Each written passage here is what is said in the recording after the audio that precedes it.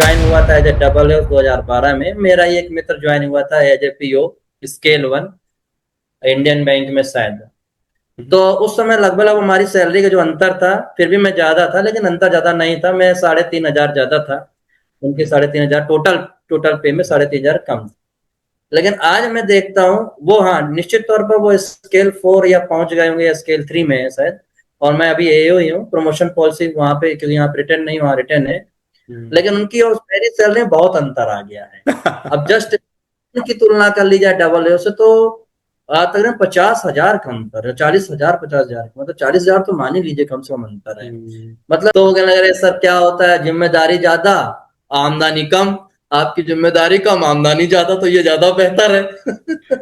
और इसमें एक चीज ठीक और है। जोड़ना चाहूंगा कि आप लोग को 5 डे वीक भी मिलता है, उनको 2 दिन एक्स्ट्रा काम हाँ, करना। यस, यस, यस, ये बड़ा नमस्कार मतलब। दोस्तों, आज हमारे साथ बहुत ही खास मेहमान है पंकज तिवारी जी। इन्होंने एलआईसी के अंदर as a double A join किया था 2012 के अंदर। तो एक बहुत बड़ा एक्सपीरियंस इनके पास है। अभी नोटिफिकेशन भी आया हुआ है, तो बच्चों के काफ़ी सारे क्वेश्चन थे इंटरनली के वर्क प्रोफाइल क्या रहती है, प्रमोशन कैसे होता है, पोस्टिंग कैसे होती है, प्रेशर कैसा रहता है जॉब टाइमिंग को लेके, और भी बहुत सारी चीज़ें उनके मन में थी प्राइवेटाइजेशन को लेके। तो बहुत सारी चीज़ें हम डिस्कस करेंगे इनसे। पंकज जी, बहुत बहुत स्वागत है आपका हमारे चैनल पे। आप सबसे पहले अपने बारे में बताइए कि आप धन्यवाद। कहाँ से हैं। आप कहाँ से हैं और थोड़ा अपने बारे में बताइए सर। प्रतीक जी, इनिशियली हम बांदा के रहने वाले हैं। बांदा डिस्ट्रिक्ट चित्रकूट के पास पड़ता, उत्तर प्रदेश के। वहाँ के रहने वाले। मेरी शिक्षा दीक्षा सब बांदा डिस्ट्रिक्ट से ही हुई है। वहीं के गवर्नमेंट इंटर कॉलेज से हमने इंटर किया। फिर पंडित जैन डिग्री कॉलेज से हमने बीएससी मैथमेटिक्स किया। आफ्टर दैट फिर एमएससी मैथमेटिक्स किया। बीच में हिला के बीएड कर लें, थोड़ा सा टीचिंग लाइन भी, जो कि होता है ना, न्यू फ्रेशर्स का कहीं ना कहीं जॉब लगना चाहिए, जॉब सिक्योरिटी वो सभी के लिए रहता है। तो मेरे मन में भी था कि पहले जॉब सिक्योरिटी का है, तो उस समय ये था कि भाई टीचिंग के लिए कम से कम बीएड जरूरी है। तो एमएससी फर्स्ट ईयर किया मैंने। इसके बाद बीएड में मेरा नाम आ गया। वहीं पे तारा डिग्री कॉलेज है, गवर्नमेंट डिग्री कॉलेज है, तो उसमें मेरा नाम आ गया। तो एमएससी फर्स्ट ईयर किया, सेकंड ईयर मैंने ड्रॉप करके पहले बीएड किया। आफ्टर ऑल बीएड कंप्लीट करने के बाद फिर हमने एमएससी फाइनल किया मैथमेटिक्स। फिर इसके बाद हमने थोड़ी प्रिपरेशन की। प्रिपरेशन हमने सेल्फ प्रिपरेशन की। ये था कहीं बाहर जाना नहीं है, पिताजी ने आगे नहीं यहीं करो अपना। तो फिर हमने सेल्फ प्रिपरेशन की। हाँ, हमारे चाचा जरूर बैंक में थे, तो उनसे प्रेरणा रही। कहीं ना कहीं फाइनेंशियल सेक्टर एक तरह से लुक्रेटिव लगता था, आकर्षक लगता था। तो ये था कि बैंक है और ये सब चीजों की तैयारी कर रहे थे। तो ये सब चीजें चलती रही। इसी बीच हमने ये देखा कि LIC डब्ल्यू का है, फॉर्म भरा। तो ये हमारी शिक्षा दीक्षा और रहन। तो पंकज जी, जब आपने ज्वाइन किया, क्योंकि आपकी 13 के अंदर, तो प्रिपरेशन के बारे में तो मैं क्वेश्चन ज़्यादा पूछूंगा नहीं क्योंकि बहुत लंबा टाइम गुजर गया। तो वो तो एक सीधी सी बात है कि अपनी भी मेमोरी उतनी रहती नहीं है, और फिर उसके बाद बहुत सारी चीज़ें बदल जाती है, एग्जाम पैटर्न वगैरह। हर काल का एक बिल्कुल। अपना एक अलग लेवल का कंपटीशन रहता है, अलग चैलेंजेस रहते हैं। मेन चीज़ अपन सबसे पहले ये पूछेंगे कि जब आपने LIC डबल ए ज्वाइन किया, तो उसके बाद आपकी ट्रेनिंग शुरू में स्टार्टिंग में ही हो जाती है, और ट्रेनिंग का जोन ही कैसे डिसाइड करता है LIC। देखिए, ऐसा कोई फिट वो नहीं है, कोई पैरामीटर बिल्कुल एग्जैक्ट पैरामीटर नहीं है। बट जनरली ये रहता है कि जिस जोन का, यूं कह लीजिए कि 8 जोन है LIC में पूरे पैन इंडिया में। तो ओके। जिस जोन का व्यक्ति रहता है, सामान्यतः उसी जोन में ही ट्रेनिंग देते हैं। जैसे मैं NCZ का नॉर्थ सेंट्रल जोन का था, हम्म। बांदा उत्तर प्रदेश का था, तो एनसी में आगरा हमारा ट्रेनिंग सेंटर है, तो आगरा दे दिया गया। बट ये कोई जरूरी नहीं है। कई मेरे साथी हैं जो यूपी के रहे, वो गुड़गांव ट्रेनिंग लिए। हम्म। कईयों ने क्या कहते हैं, भोपाल लिया। तो अलग अलग है। लेकिन हाँ, 80% वो जिस जोन को बिलोंग करता है, उस जोन में उसकी ट्रेनिंग होती है। ट्रेनिंग लगभग कितने दिन की होती है। हमारे समय में ट्रेनिंग हुई थी, कह लीजिए पहले 3.5 महीने थियोरिटिकल ट्रेनिंग, फिर हम्म। 3.5 महीने प्रैक्टिकल ट्रेनिंग, 7 मंथ हो गए। और इसके बाद 1.5 महीने की लगभग फिर रिफ्रेशर ट्रेनिंग होती है। तो यूं ओके। मैं कह लीजिए 8.5 महीने हमारी हुई। बट अभी फिर बीच में घटाई गई। फिर इधर रिसेंटली जो 31st बैच अभी पास आउट होकर के 1 या 1.5 साल पहले आया है, उनके 9 महीने ट्रेनिंग हुई। तो अभी 9 महीने का ही चल रहा है। 3.5 3.5, इसके बाद फिर 2.5, ये करके 2 महीने का फिर रिफ्रेशर ट्रेनिंग कर देते, तो 9 महीने की इक्वल पूरी ट्रेनिंग होती है। हम्म। तो ट्रेनिंग के अंदर जैसे आपने बताया किसी की गुड़गांव आई, किसी की मुंबई आई, तो वो जैसे जहाँ पे जो ट्रेनिंग सेंटर होता है उसके बाद वो ऑन द जॉब ट्रेनिंग पे भी भेजते होंगे, तो वो एक जगह फिक्स हो जाता है या वो अलग अलग जगह ट्रेवल कराते हैं अपने? हाँ, जब प्रैक्टिकल ट्रेनिंग होती है तो उसमें ये थोड़ा सा ठीक है, प्लस पॉइंट है कि वो कैंडिडेट से मांग लेते हैं कि आप किस डिवीजन में प्रैक्टिकल ट्रेनिंग करना चाहते हैं। तो ये थोड़ा सा मौका मिल जाता है कैंडिडेट को with in the zone, out of zone नहीं, विद इन अच्छा। द जोन वो थोड़ा मौका मिल जाता है उसको अपने डिवीजन में, कि वो ऑप्ट कर लेता है कि सर मुझे इस डिवीजन में मेरी प्रैक्टिकल ट्रेनिंग हो जाए। जैसे हमने ऑप्ट किया, हमारे यहाँ से कानपुर पास था तो कानपुर डिवीजन भी है, तो हमने हम्म। कानपुर डिवीजन ऑप्ट किया। कुछ उत्तराखंड की तरफ के थे तो देहरादून और हरिद्वार चुना। तो हम्म। ये थोड़ा सा फ्लेक्सिबिलिटी है, तो वो ट्रेनिंग प्रैक्टिकल ट्रेनिंग है बस, तो वो हम्म। थोड़ा सा कर सकते हैं। हम्म। ट्रेनिंग के टाइम पे सैलरी और अलाउंसेस पूरे मिलते हैं? हाँ, पूरे मिलते हैं। अलाउंसेस में बस थोड़े से पर्क अलाउंस नहीं मिलते हैं, जैसे हम मील कूपन कहते हैं, वो हम्म। नहीं मिलते हैं, लेकिन जनरली सभी मिलते हैं। हम्म। प्रोबेशन में वो चीजें और मिल जाती हैं, प्रोबेशन जैसे समाप्त होता है तो वो पूरी मिल जाती है, लेकिन लगभग लगभग सभी मिलते हैं। मतलब जो ट्रेनिंग बेसिक पीरियड में पे ही सभी वगैरह मिल जाएंगे। स्टार्टिंग में जो रहती है वो पूरी पहले दिन से? Everything every everything. तो ये जो ट्रेनिंग का पीरियड होता है ये प्रोविजन के अंदर काउंट करते हैं पूरा ही? यस, जैसे डे आप ज्वाइनिंग है, at the beginning of training आपका सर्विस पीरियड भी काउंट होगा, सैलरी के लिए हम्म। भी काउंट होगा, सभी चीजों के लिए, सीनियरिटी के लिए भी, इवन सीनियरिटी के भी काउंट होगा, एवरीथिंग के लिए वो पर्पज में काउंट होगा। ठीक है। ये ट्रेनिंग की बात हो गई। इसके बाद जो सबसे दूसरी इंपॉर्टेंट चीज आती है, क्योंकि काफी सारे बच्चों को जो कई लोग होम सिकनेस रहती है कई लोगों को और घर से बाहर पहली बार ही जाते हैं, तो पोस्टिंग को लेके बहुत बड़ा इशू आता है, क्योंकि ऑफिसर लेवल की पोस्ट आते ही सेंट्रल गवर्नमेंट में पीएसयूज के अंदर अपन जाते हैं तो ऑफिसर लेवल पे ट्रांसफर का और पोस्टिंग का इशू रहता है। तो पोस्टिंग एलआईसी किस तरीके से देता है, रैंक वाइज देता है या प्रेफरेंस पूछता है? जैसे इस बार के नोटिफिकेशन में उन्होंने लिखा है कि हम आपको होम जोन नहीं देंगे, स्पष्ट लिखा है। और 5 साल आपकी उन्होंने कुछ टर्म यूज किया, एलआईसी में क्या बोला जाता है मेरे को अभी ध्यान नहीं आ रहा, मिफलिस रूरल ब्रांचेस। एरिया में जॉब करना पड़ेगा, ये सब हाँ। चीजें हैं। हाँ, मैं तो साल ये पर उन्होंने पोस्टिंग लिखा है। पॉलिसी कैसी रहती है इनकी? देखिए, यूं कि ये तो पहले जैसे फ्रेशर्स या कह लीजिए ट्रेनिंग्स के जैसे समाप्त होती है, और फिर ब्रांच या डिवीजन ज्वाइनिंग होती है, यूं कह लीजिए ऑफिसर्स में, तो हमारे समय क्या था कि पहले कंपलसरली या एडवर्टाइजमेंट में या कह लीजिए कि रुको विज्ञप्ति में नहीं लिखा गया था, ओके। ठीक है, लेकिन फिर भी आउट ऑफ जोन ही पोस्टिंग दी जाती थी। हम्म। वो लकली मैं थोड़ा सा यूं कह लीजिए मैं लकी था कि मुझे पास मिल गया, या मुझे मेरा बगल का डिवीजन ही मिल गया, या विद इन द जोन रहा। कुछ ही हम्म। लकीली पर्सन रहे जो विद इन जोन रहे, हम्म। लेकिन most of the out of zone रहे। हम्म। तो बाद में क्या हुआ कि कुछ लीगल इशू भी आए कि आपने ये एडवर्टाइजमेंट में नहीं दिया और आप कैसे आउट ऑफ जोन भेज सकते हो।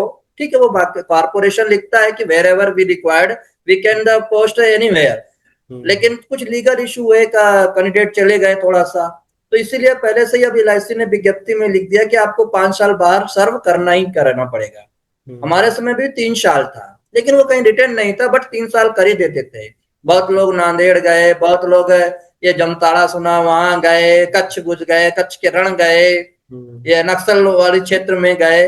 यूं कह लीजिए कि जो सीनियर तो बहुत कम होते हैं जो जाते हैं, तो हम्म। किसी भी ऑर्गेनाइजेशन में फ्रेशर ही मिलता है उनको अकोमोडेट करने के हाँ लिए। हाँ, तो बिल्कुल जहां जो बिल्कुल। कमी होती है तो वो सिंपल सी बात है, इसलिए तो तैयार रहे डीआर जो हम्म। डायरेक्ट ऑफिसर्स है, वो हम्म। इसलिए डाल भी दिया गया है क्लॉज कि हम्म। आपको बाहर जाना ही जाना है, तो माइंड मेकअप तो बिल्कुल करके रहें।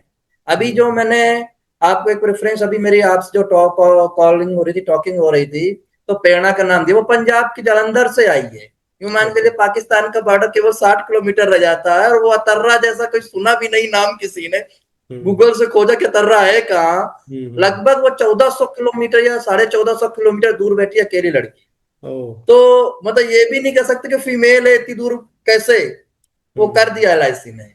तो अब ओके। तो इस बार के एडवर्टाइज में तो डाल रखा है, तो अब तो ये हम्म। लीगल इशू भी नहीं उठेगा कि भैया आपको तो पहले ही हमने बॉन्ड भरा रखा है, आपके एडवर्टाइजमेंट में आप पहले से वेल नोन है। तो ये हम्म। माइंड मेकअप करके रहें।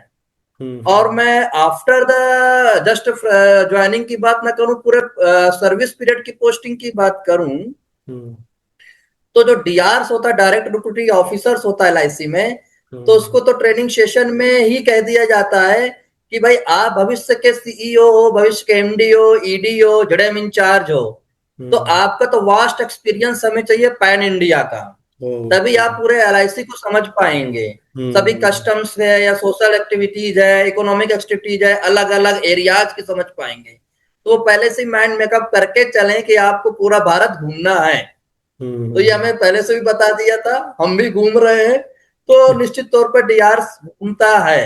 हाँ, हम्म। शुरुआत में थोड़ा सा मैं यूं कहूंगा कि एससी एसटी और फीमेल, हम्म। इसकी प्रायोरिटी थोड़ी मिलती है। हम्म। एससी एसटी और फीमेल्स को प्रायोरिटी, अगर आउट ऑफ जोन भी भेजना है तो हो सकता है कि बॉर्डर अगर लगी है जोन की, तो जोन का जोन हो गया, बॉर्डर के पास आ गए, हम्म। ये थोड़ा सा रिलैक्सेशन है। हम्म। बट उसको ये नहीं कह सकते, क्लेम नहीं कर सकते, रिलैक्सेशन है हम्म। लेकिन क्लेम नहीं कर क्लेम नहीं कर सकते। सकते। ये शुरुआत, हम्म। बाद में हो सकता है क्लेम कर दें, लेकिन हम्म। ऑफिसर्स में ज्यादा चलता नहीं है, ऑफिसर्स में तो आपको जाना पड़ेगा। अब इसके अंदर जैसे आपने बताया कि आपके टाइम पे 3 साल का रूल था, इस बार इन्होंने 5 साल लिखा है। तो इसके अंदर जो आपका ट्रेनिंग का पीरियड होता है, जैसे 9 महीने किसी का ट्रेनिंग का पीरियड है, तो वो 9 महीना भी ये वो उस 5 साल के अंदर ही काउंट करते हैं कि वो अलग रहता है इनका पूरा? नहीं, वो काउंट नहीं होता। ओके। वो वो आपका ऑफिस ज्वाइनिंग से काउंट होगा, आपका बाहर का पीरियड। अच्छा।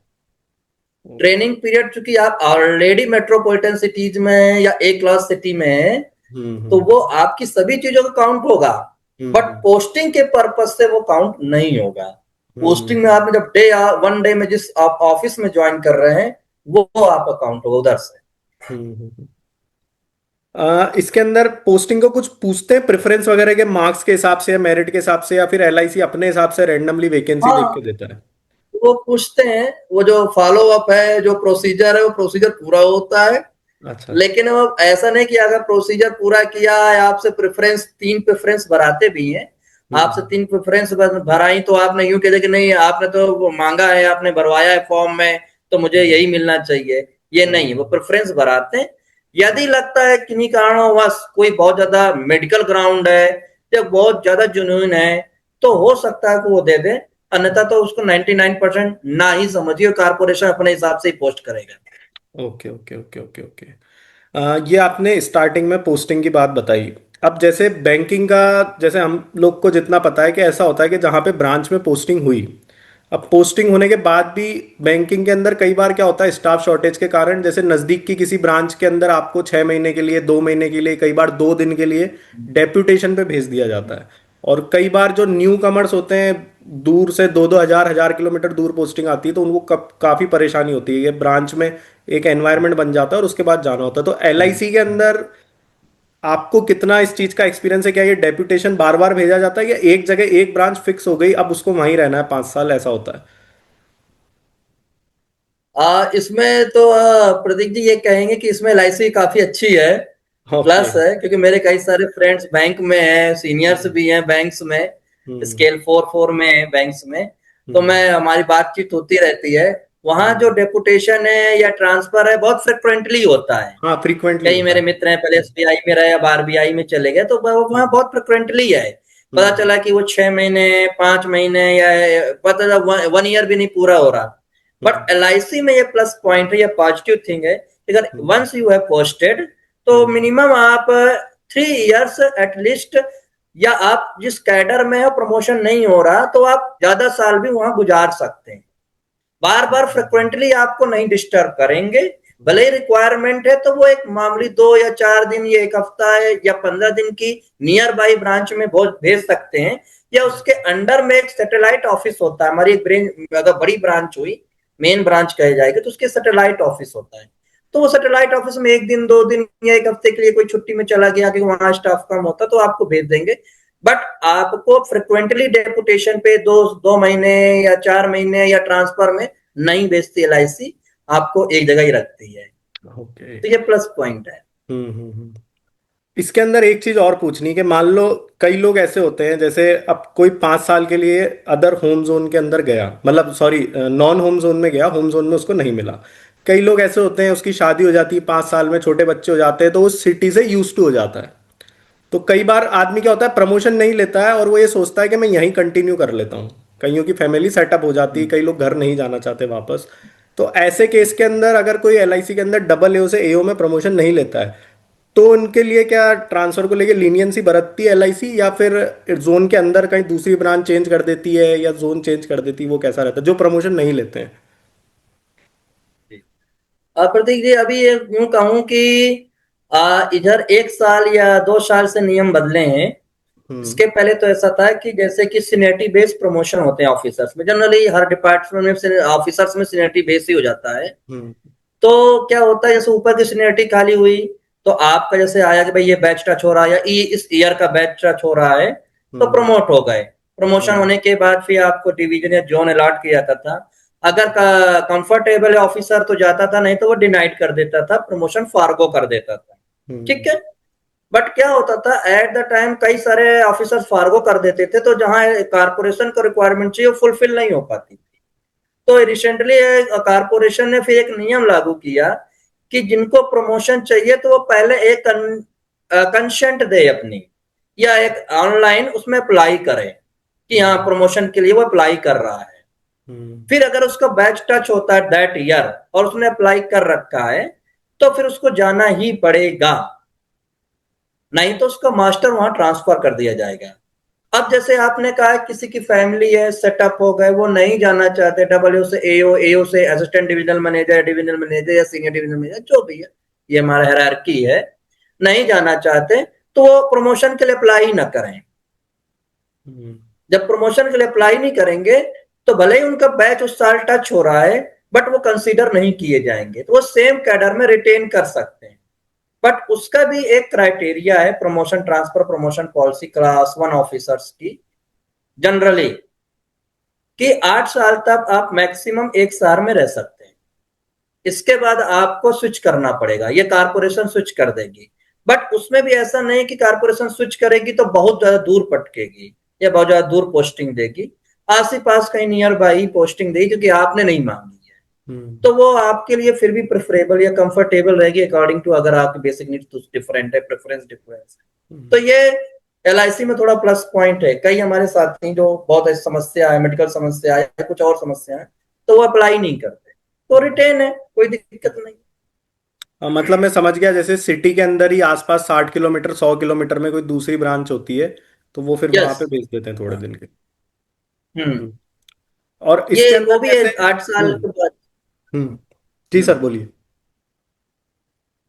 नहीं, ये मतलब उसमें भी सिटी के ऐसा भी नहीं है आपका, उसमें मिनिमम 8 इयर्स होते हैं जब, तब वो उसके बाद भी भेजती है। अच्छा अच्छा, 8 साल बाद ही भेजेंगे आपको? मैं तो मौरानीपुर, मेरी फर्स्ट पोस्टिंग थी 2012 में एज ए डबल एओ। हम्म। तो मैं 7 साल मौरानीपुर में रहा, ओके। जब तक मेरा प्रमोशन टच ही नहीं हुआ 2012 से 2019। लेकिन वो मैं अपनी इच्छा से नहीं था, वो कारपोरेशन की नीड में था, क्योंकि मौरानीपुर बहुत अच्छी नहीं ब्रांच थी, मुझे तो बांधा जाना था। ठीक है। हम्म। लेकिन है 7 8 साल तक आप एज स्टे कर सकते हैं, तो कोई दिक्कत हम्म। इसके अंदर प्रमोशन का आपने बताया सीनियरिटी बेस पे होता है। जैसे बैंकिंग के अंदर क्या होता है कि 3 साल बाद आप एलिजिबल रहते हो नॉर्मली, नहीं। मैक्सिमम बैंक में ये होता है। फिर आपका इंटरनल एक रिटन एग्जाम होता है और इंटरव्यू होता है, उसके बिहाफ पे फिर आगे सिलेक्शन होता है प्रमोशन के लिए। सीनियरिटी बेस पे मतलब क्या मिनिमम रिक्वायरमेंट रहती है एक्सपीरियंस की? 5 साल, 3 साल, 6 साल? ये किस तरीके से एलआईसी की प्रमोशन पॉलिसी थोड़ी सी समझाइए। देखिए ऐसा है कि जैसे डायरेक्ट या रिक्रूटेड अगर हैं डबल एओस, तो मिनिमम 4 इयर्स की सर्विस पीरियड चाहिए। मिनिमम 4 इयर्स की service period as a double AO अगर वो कर लेते हैं, तो एओ के लिए एलिजिबल हो जाते हैं। अब आ जाता है सीनियरिटी। अब जब ऊपर के वैकेंसी खाली होगी, तब आपको प्रमोट किया जाएगा, बट मिनिमम 4 ईयर कंप्लीट होने चाहिए। तो कई बार ऐसा होता है कि 7 साल में प्रमोट हो रहे हैं, और रिसेंटली अभी हुआ कि 4.5 4.5 साल में प्रमोट हो गए, डब्ल्यू से एओ बन गए, तो उनके लिए बहुत बेनिफिटेड हो गया। हम लोग 7 साल में प्रमोट हुए, हमसे बाद वाला बैच 9 साल में प्रमोट हुआ। तो हम्म। मिनिमम 4 ईयर है। आगे जाते हैं तो आगे बहुत कम हो जाते हैं। डब्ल्यू से एओ, एओ कैडर थोड़ा लेंदी है वर्तमान में, क्योंकि ज्यादातर जो स्टाफ है वो एडीएम, इससे ऊपर वाला जो असिस्टेंट डिविजनल मैनेजर कैडर में या डिविजनल मैनेजर कैडर में एक तरह से स्टक हो गए हैं, और रिटायरमेंट के कगार में 455 से लेकर के मान लीजिए 59 ईयर्स तक की उम्र के हैं, तो एक तरह से एक तरह चंक सा आ गया है। तो वो इसलिए एओ कैडर में ज्यादा देर लग रही है। लेकिन अब कुछ समय बाद जैसे रिटायरमेंट होगा तो एओ से एडीएम 7-8 साल में, फिर उधर तो 4-4 भी आगे चल के तो जब जोनल लेवल के पहुंचते हैं तो 2-2 साल में प्रमोशन होते हैं। आप आरएम से 2 साल में जेडएम बन जाते हैं, जोनल मैनेजर बन जाते हैं। सीनियर डिवीजन मैनेजर से 4 साल में आप डिवीजन मैनेजर जेडएम ऑर्डनरी बन जाते हैं। इसके जेडएम ऑर्डनरी से 2 साल में आप जेडएम इंचार्ज बन जाते हैं, सीडी कैडर कहते हैं। तो वहां 2-2 साल में हो रहा है। इधर थोड़ा सा वर्तमान में डिले चल रहा है, लेकिन आपने ये परिस्थितियां बदलती रहती। हम्म, आपने एक बहुत अच्छी चीज बोली रिटायरमेंट को लेके। बच्चों की काफी नाराजगी थोड़ी सी एलआईसी से इसलिए रहती है कि फ्रीक्वेंटली रिक्रूटमेंट आता नहीं है एलआईसी का। ये हमने अक्सर देखा है। हम्म। तो एलआईसी के अंदर असिस्टेंट भी काफी सारे लगे हुए होते हैं और बहुत सारे असिस्टेंट ऐसे होते हैं जो प्रमोशन भी नहीं लेते हैं। तो एलआईसी के अंदर ऐसा कहते हैं, मैंने भी 2-3 साल पहले एक जने का इंटरव्यू लिया था, तब भी उन्होंने कहा था कि आने वाले टाइम में मास रिटायरमेंट बैच के बैच पूरे खाली होंगे असिस्टेंट के भी। तो इसके बारे में आपका क्या कहना है कि क्या वाकई के अंदर आने वाले टाइम में हम असिस्टेंट की वैकेंसी देख सकते हैं 2 साल 3 साल के अंदर, कि जब पूरे बैच के बैच खाली होने लगेंगे? आ, वास्तविक रूप से जो मास रिटायरमेंट है ये बिल्कुल बात सही है, लेकिन मास रिटायरमेंट ज्यादातर क्लास 3 का नहीं है, अधिकांशतः क्लास 1 सेक्शन में रिटायरमेंट अधिक है। ओके। विकास अधिकारी गण में भी अधिक है। क्योंकि हम्म। क्या हुआ कि 1993 में बहुत सारा रिटायर, 1990, 1991, 1992, 1993 हम्म। लगातार 4 साल असिस्टेंट्स की भर्ती कारपोरेशन ने निकाली। तो हम्म। उनकी अगर देखी जाए उम्र रिटायरमेंट की अब 2025 से 2030 तक की सब आ गई है। लेकिन हम्म। वो प्रमोशन लेते लेते कहीं ना कहीं वो कोई डब्ल्यू बन गए हैं, कोई एओ बन गए हैं, कोई असिस्टेंट डिविजनल मैनेजर बन गए, कोई डिविजनल मैनेजर बन गए हैं। हम्म। तो ज्यादातर रिटायरमेंट उस कैडर में आ रहा है। हम्म। दूसरा रिटायरमेंट आ रहा है विकास अधिकारी कैडर में, क्योंकि विकास अधिकारी भी उस समय काफी प्रमोट रिक्रूट हुए थे, तो वो भी अब रिटायरमेंट में आ गए, तो विकास अधिकारियों का भी रिटायरमेंट अधिक हो रहा है। रही बात असिस्टेंट्स की भर्ती की, तो वो वहीं पे रिक्रूटमेंट होगा जहां पर असिस्टेंट ज्यादा रिटायर हो। नो डाउट, क्योंकि उधर का 1993 वाला बैच ऊपर पहुंच चुका है। फिर इसके बाद 1993 के बाद आया सन 2000 के आसपास आया, 1999 में आया। फिर आया 2009 में एक असिस्टेंट का बैच आया, वो भी बड़ा बैच था। फिर 2009 के 10 साल बाद 2019 जो रिसेंटली अभी असिस्टेंट वर्क कर रहे हैं, लगभग 8300-8400 असिस्टेंट्स आए। अब यूं मान के चले असिस्टेंट्स की भर्ती निश्चित तौर पर आएगी, क्योंकि ये 2019 वाले भी 1B के थ्रू डब्ल्यू का फॉर्म भर रहे हैं, और स्पेशलिस्ट करके, इंश्योरेंस स्पेशलिस्ट करके भी निकाली एलआईसी ने। तो चूंकि ये ऑफिसर्स ग्रेड बढ़ेंगे तो हमें एक कर्मचारी ग्रेड भी चाहिए, तो आएगी। लेकिन हो सकता है उसमें थोड़ा समय लगे, हो सकता है 2027, 28, 29 इसे निकट वर्षों में आने की संभावना हो सकती हम्म। एक असिस्टेंट को डबल ए बनने में कितना टाइम लगता है? वही सेम क्राइटेरिया रहता है पूरा? है। असिस्टेंट्स को अगर देखा जाए तो 3 क्राइटेरिया होते हैं एक डब्ल्यू बनने में। पहला क्राइटेरिया होता है कि वो 5 साल असिस्टेंट में रहता है, हम्म। आफ्टर प्रमोट होता है 5 साल एचजीए मिनिमम। मैं एलिजिबिलिटी बता रहा हूँ, अगर वैकेंसीज ऊपर खाली है तो 5 साल असिस्टेंट, देन 5 साल एचजीए, फिर अगर वैकेंसीज खाली तो डबल है, तो 10 साल हो गए। ठीक है। हम्म। फिर जिसका वैकेंसीज नहीं है तो किसी का 11 साल, 12 साल, 13 साल, कोई जाता है कोई नहीं, दैट डिफरेंट मैटर। इसके बाद अगर SC ST कैटेगरी में आते हैं तो 3 साल में एलिजिबल हो जाता है, तो वो असिस्टेंट से एचजीए, हायर ग्रेड असिस्टेंट या बड़ा बाबू जिसे कहते हैं सामान्य भाषा में, तो 3 साल बाद ही प्रमोट हो जाते हैं। इसके बाद उनको फिर 5 साल लगते हैं, डबल प्रमोट हो जाते हैं। एक शॉर्टकट फॉर्म है, जैसे कि आपने कहा बैंकिंग में इंटरनल है, पेपर दीजिए और इंटरव्यू और आप पीओ बन जाते हैं, या स्केल 1 से 2, 3 ऐसे बन जाते हैं। तो यहाँ पे भी हम 1B कहते हैं। 1B में क्या होता है कि जैसे जो असिस्टेंट्स हैं, तो अगर इंश्योरेंस के अगर टेक्निकल वो पेपर पास किए हैं, फेलोशिप जिसे कहते हैं, लाइसेंसिएट, एसोसिएट और फेलोशिप। फेलोशिप एक हायर लेवल का होता है एग्जामिनेशन। अगर वो फेलोशिप किए हैं इंश्योरेंस सेक्टर से, तो फेलोशिप लगा करके मिनिमम 5 इयर्स का उनका एक्सपीरियंस होना चाहिए, वो सीधे डब्ल्यू में प्रमोट हो जाते हैं। लेकिन उसकी भी वैकेंसीज 1B की अलग से कारपोरेशन निकालता है, तो उसके तहत भी वो डब्ल्यू बन जाते इसके अंदर जैसे आपकी ज्वाइनिंग हुई, अब थोड़ा उस टाइम पे आ जाते हैं अपन। अब कोई नया बच्चा ज्वाइन करता है तो वो एक कॉलेज से पढ़ाई करके नया निकला होता है, तो उसको एक अलग मन में उत्साह रहता है। और मेरा खुद का एक्सपीरियंस ये कहता है कि पढ़ाई करना, पढ़ाई करके जॉब अपनी लगना और जॉब करना दोनों में काफी फर्क है। क्योंकि कई लोग बिल्कुल होते हैं जो पढ़ने में बहुत अच्छा होते हैं, लेकिन जॉब अच्छे से कर पाओ ये आपकी जरूरी नहीं, कि जॉब करने के लिए अलग चीजें आपकी बिल्कुल क्वालिटी बिल्कुल चाहिए होती है। स्टार्टिंग के बिल्कुल अंदर बिल्कुल। क्या एटमोसफेयर मिलता है एक लड़के को जब वो अंदर जाता है?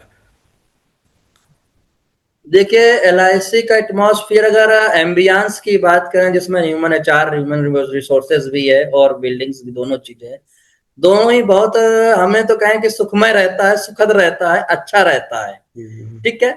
लेकिन दूसरा पहलू जैसे आता है कि पढ़ने का थ्योरी अलग चीज होती है, प्रैक्टिकल अलग चीज होता है। प्रैक्टिकल। सर्कुलर्स अलग होते हैं, सर्कुलर्स को कैसे लागू करना है, कैसे ऑफिस में काम आ जाए, कैसे काम करना है, ये भी अलग मैटर है। हम्म। ये धीरे धीरे आता है।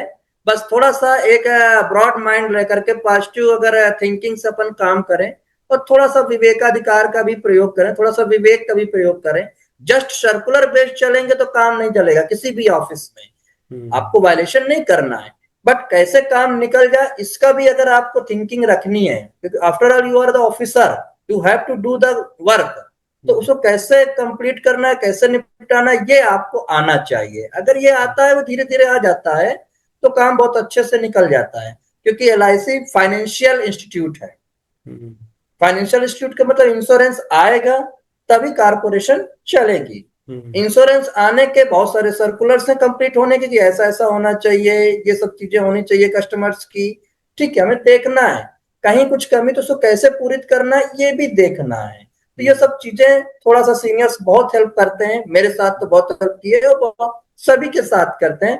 कारपोरेशन बड़ा अच्छा पॉजिटिव माहौल है, तो सब धीरे धीरे सीख जाते हैं। थोड़ा सा बस केवल पॉजिटिव माइंड रखे, बहुत इजी है, कोई दिक्कत नहीं। इसके अंदर कई चीजों का लक फैक्टर भी काम करता है।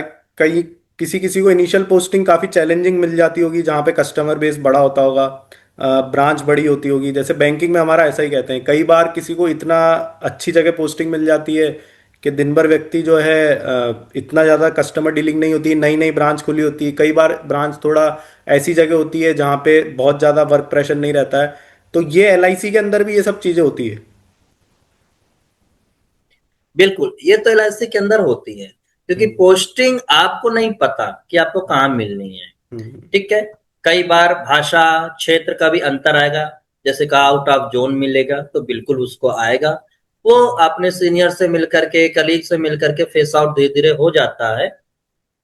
लेकिन हाँ, अगर ब्रांच आपको छोटी मिलती है या लीनियंट मिलती है तो आपको काम में थोड़ा सा कम काम रहेगा, तो सोचने का, समझने का मौका अधिक मिलेगा। लेकिन अगर ब्रांच बहुत बड़ी मिलती, कई ब्रांच बहुत बड़ी होती हैं। अगर मैं सिर्फ एलआईसी की बात करूं तो ऐसी ऐसी ब्रांच है जहां 50-50 हजार पॉलिसी एक साल में होती हैं। हम्म। तो वैसी ब्रांचेस भी हैं, और ऐसी ब्रांच भी हैं जहां 1500 भी होती हैं, तो ऐसी भी हम्म। है। तो अगर 50,000 वाली में आप चले गए तो निश्चित तौर पर आपको स्मार्ट तरीके से तेजी से कार्य करना होगा, तभी आप कर पाएंगे, कहीं ना कहीं थोड़ा सा परेशान हो जाएंगे। और अगर लीनियंट या मीडियम ब्रांच मिलती है तो आप थोड़ा सा रिलैक्स थोड़ा रह सकते हैं। लेकिन मैं यहाँ फिर कहूंगा कि जैसे ही डीआर जाते हैं तो ब्रांच में इंचार्ज तुरंत ये होता है कि भाई इसको हर मामले में हमें सिखाना है। तो हम्म। कहीं ना कहीं उसे 2 या 3 सेक्शन दिए जाते हैं। फिर मुझे 4 मिले थे शुरू में, अगर मैं अपनी बात करूं ओके। तो एक तरह से मैं बिल्कुल तरह से पजल्ड था, लेकिन हाँ उसका बेनिफिट भी मिला कि हमें एक्सपीरियंस भी बहुत अच्छा हुआ, कैसे तेजी से काम करना है, कैसे स्मार्ट तरीके से काम करना है, इसका भी अनुभव मिला। तो ये भी इस अनुभव रहता है, तो जितना आप रगड़ेंगे या कह लें जितना आप काम करेंगे उतना अनुभव मिलेगा, उतनी आप समस्याओं को सॉल्व करने में सक्षम हो पाए। हम्म। इसके अंदर कुछ बच्चों को ये भी रहता है कि एलआईसी के अंदर डबल ओ को सेल्स का टारगेट दिया जाता है। मार्केट के अंदर ये काफ़ी ज़्यादा ये चल रहा है कि सेल्स टारगेट दिया जाता है। यहाँ पे इंश्योरेंस पॉलिसी का बहुत प्रेशर आने लग गया अब एलआईसी पे भी। और कुछ लोग ये कहते हैं कि एलआईसी जो है एक वर्टिकल के तहत काम करता है, उसके लिए वो एडीओस रिक्रूट करते हैं, एजेंट्स रिक्रूट करते हैं, तो डबल ओ पे नहीं रहता है। तो ये विरोधाभास वाली दो चीज़ें हैं। मुझे जहाँ तक पता है कि फाइनेंशियल सेक्टर में कहीं टारगेट कम होगा, कहीं ज़्यादा होगा, लेकिन ये जरूर है कि हम पूरे तरीके से बच नहीं सकते किसी टारगेट से, क्योंकि जब तक बिजनेस नहीं आएगा जब तक ऑर्गेनाइजेशन चलेगा नहीं। एलआईसी डबल एओ को लेके क्या ये बात सच है कि बहुत ज्यादा इनको टारगेट का प्रेशर रहता है कि सेल्समैन के तौर पे एलआईसी ट्रीट करने लग जाता है, ऐसा कुछ है? देखिए फिलहाल तो ऐसा corporation as a double A या एज ए स्टाफ, जिसमें असिस्टेंट भी है, एचजीए भी है, डबल एओ, एडीएम जो भी है, एज ए स्टाफ कह लिया जाए तो एज ए सेल्स पर्सन तरह कतई ट्रीट नहीं होता है। नहीं होता है। बिल्कुल दो वर्टिकल है या दो विंग हैं, हम्म, जैसे एलआईसी के अंदर कारपोरेशन एक मार्केटिंग विंग है और एक एडमिनिस्ट्रेटिव विंग है। हम्म, जैसे इसके रिक्रूटमेंट में भी लिखा असिस्टेंट एडमिनिस्ट्रेटिव ऑफिसर, हम्म, इसको ब्रांच का या ऑफिस का एडमिनिस्ट्रेशन देखना है, हम्म, ना कि टारगेट चेक देखना है। वो एक अलग बात है, बीइंग द फाइनेंशियल इंस्टीट्यूट की आपको थोड़ा बहुत कह दिया जाए, बट वो आपका टारगेट नहीं है, वो आपको एडिशनल सपोर्ट ब्रांच इंचार्ज या कोई मार्केटिंग विंग आपसे मांगेंगे, वो उनके आपके देने पर आप देते हैं तो दैट इज वेरी गुड, ये कारपोरेशन के लिए ही है। But marketing wing totally differ अलग है और एडमिनिस्ट्रेशन विंग अलग है, दोनों ही अलग है। हालांकि हमने दोनों में काम किया है, तो मैं हम्म, बता सकता हूँ कि मार्केटिंग के लिए पहले एजेंट होते हैं, एजेंट के ऊपर डीओ होते हैं, डीओ रिक्रूट करती है डेवलपमेंट ऑफिसर, इसके ऊपर एबीएमएस असिस्टेंट ब्रांच मैनेजर, फिर इसके ऊपर ब्रांच मैनेजर सेल्स होते हैं, बीएम सेल्स, या कहीं छोटी ब्रांच हुई तो सीधे ब्रांच इंचार्ज हो जाते हैं। ब्रांच इंचार्ज तो पूरे दोनों का होल होते हैं, वो एडमिनिस्ट्रेशन के भी इंचार्ज होते हैं, मार्केटिंग के भी इंचार्ज होते हैं। और इधर अगर स्टाफ की बात करें, एडमिन की बात करें, तो यहाँ से हमारा आरसी रिकॉर्ड क्लर्क होता है, असिस्टेंट होता है, एचजीए हायर ग्रेड असिस्टेंट होते हैं, फिर डबल ए होते हैं, एओ होते हैं, ये एडमिनिस्ट्रेटिव विंग हो गया। ये ऑफिस का केवल काम देखते हैं, मेरे टेबल में जो आया या टेबल से रिलेटेड जो वर्क है, मुझे किससे बात करनी क्या करनी, बस इसी को निपटाना है। आप शाम को आराम से अपना काम निपटाइए, घर जाइए निश्चिंत होकर, बिल्कुल दोनों ही अलग है। एडमिनिस्ट्रेशन कतई मार्केटिंग में अभी मिला हुआ नहीं है। नहीं है। डबल ए को कितना चांस रहता है कि इनिशियल लेवल पे जो बच्चे जाते हैं कि उनको मार्केटिंग वाला डिपार्टमेंट मिले? चांसेस की बात करें तो कारपोरेशन की नीड होती है।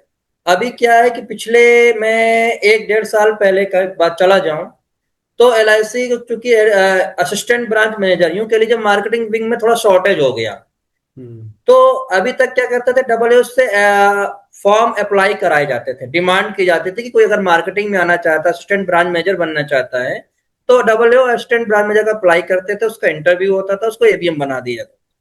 लेकिन कारपोरेशन की नीड हुई कि नहीं, हमें तो एक मास चाहिए, तो जो 40 लेस देन 40 ईयर्स के थे डब्ल्यूज, वेदर वो असिस्टेंट से डब्ल्यूज बने हो या चाहे डीआर से डायरेक्ट रिक्रूट डब्ल्यूज हो, सीधे सीधे नोटिफिकेशन जारी किया और 610 के करीब उन्होंने डब्ल्यूज को एबीएमएस बना दिया, बिना पूछे मार्केटिंग में ले आए।